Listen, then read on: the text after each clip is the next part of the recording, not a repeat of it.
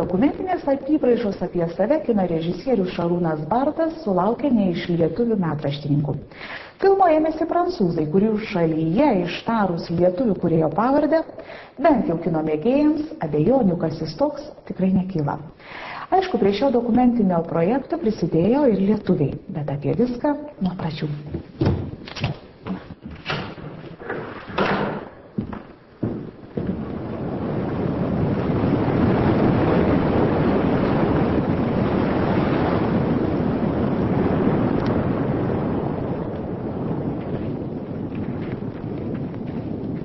Il faut préciser qu'en fait, j'avais travaillé avec Šarūnas Bartas il y a quelques années.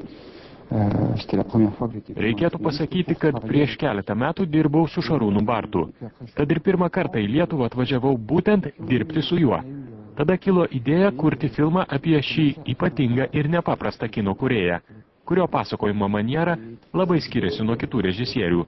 Jis labai plastiškas, labai vizualus. Be to, supratome, kad bus daug logiškiau ir patogiau, jei istoriją pasakosiu būtent aš. Ne tik paprasčiausiai apie Šarūną, bet ir jo gyvenimą, aplinką. Apie šio talentingo menininko įkvėpimą, kurį sukelia darbo aplinka. O kartu pakalbėti ir apie sunkų šio kūrėjo charakterį. Šis žmogus nėra iš lengvųjų. Du caractère de cet artiste, parce que ce n'est pas un personnage facile. Pradžią galiu sutrumpinti. Nu, vat tiek bent jau. Gerai. Nes ten vis tiek biškį meluoja.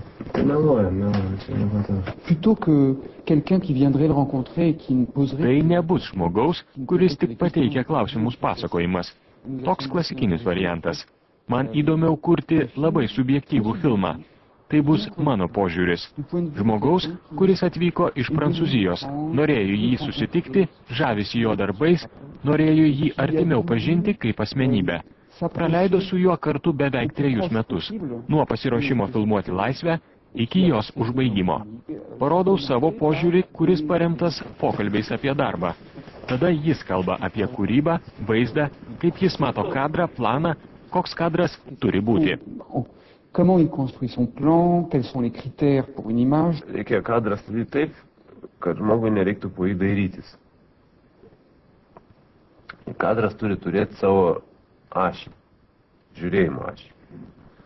Kad kai tu kadrą pamatai, jisai iš karto visas tau sueina per vieną kažkokią ašį. O dabar jis geras. Žinoma, norisi, kad kažkaip tai emociškai kitas kadras visą laiką veiktų, ar ne? Nu, būtų kažkoks emociškai paveikus. Kai aš pasižiūrėjau pirmąjį juodraštinį variantą, aš pagalvojau, jo, nieks dar šito nematė ir negirdėjo. Šlovė Gijomui, kuris sugebėjo visą tai ištraukti, sugaudyti.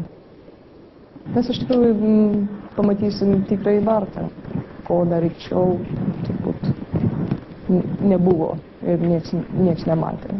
Jį matė tikrai tik tai tie, kas bendravo artimiau su juo. Šarūnas buvo labai nuoširdus, kai kūriau šį filmą. Kadangi jau esame kartu dirbę, šis projektas jam pasirodė ne šiaip sau. Jis suprato, kad man tai daug reiškia, kad man šis filmas labai svarbus. Šarūnas yra kino žmogus, o ne renginių vedėjas. Sunku buvo tai, kad labai dažnai, ir man tai visiškai suprantama, jis atsakydavo, kodėl manęs prašai pakomentuoti. Viską matai ekrane. Aš negaliu, tai reikia žiūrėti filmą. Ką aš dar galiu pridurti? Il faut regarder le film, mais qu'est-ce que je peux en dire de plus? Mes pereisime visų tuo labai siauru takučiu, kurį Bartas visada stengiasi kažkaip slėpti nuo nepažįstamų, nuo visuomenės. Nebus, sakysim, tas, kas mūsų spaudoje, televizijoje labai priimta knisimosi po sakysim, baltinius, tačiau bus rakursai įdomus. Šarūnas ne dénie pas, ne cache pas que oui. Šarūnas to neneigia ir neslepia. Taip, kartais tenka būti griežtam. Bet manau, kad to šiurkštumo, to griežtumo negali išvengti. Ką ir bandau paaiškinti filme. Šarūnas juk nėra koks pacifistas ar nuolaidžiautojas. Manau, jis tikras vienišius ir už tą vienišumą mokantis didelę kainą. Jis kenčia.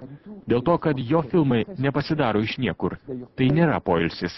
Tai kaina, kurią moka savo gyvenimu, savo kūrybą. Panevėžyje gyvena kiek daugiau negu 100 000 gyventojų. Čia situacija kiek keista. Gatvės valomos retokai. Darbo rinkos padėtis tragiška.